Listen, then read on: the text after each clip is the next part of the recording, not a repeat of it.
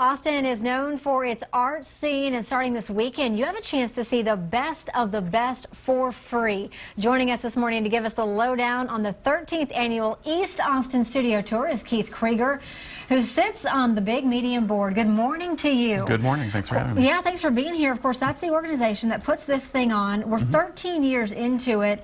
How many artists can people experience? The tour's grown tremendously in these years. So it started with about, I think, 30 artists on the tour.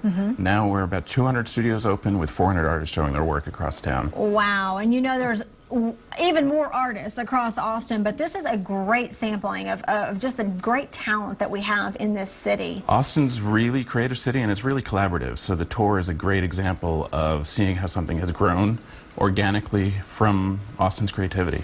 And with this tour, you go at your own pace, and it's very unique. It's a very intimate experience with the artists. It is. You're going to walk into artist studios.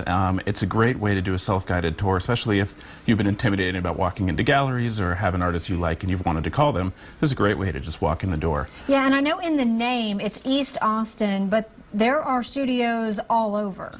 There are. This tour is the East Austin Studio Tour. In the spring, we do a West Austin Studio Tour. Okay, so this one is concentrated on the east side. It is. So it's east of 35 and runs all the way from Cesar Chavez up to, I think, 51st Street. There's a map on our website, east.bigmedium.org.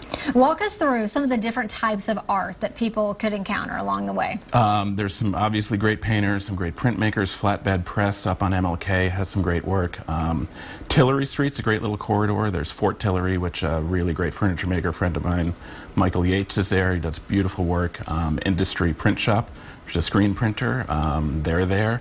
A little further down, John Swanger is a fantastic painter in the old Mrs. Baird's bread factory, which is now a hotbed of artists. My studio complex is called Canopy.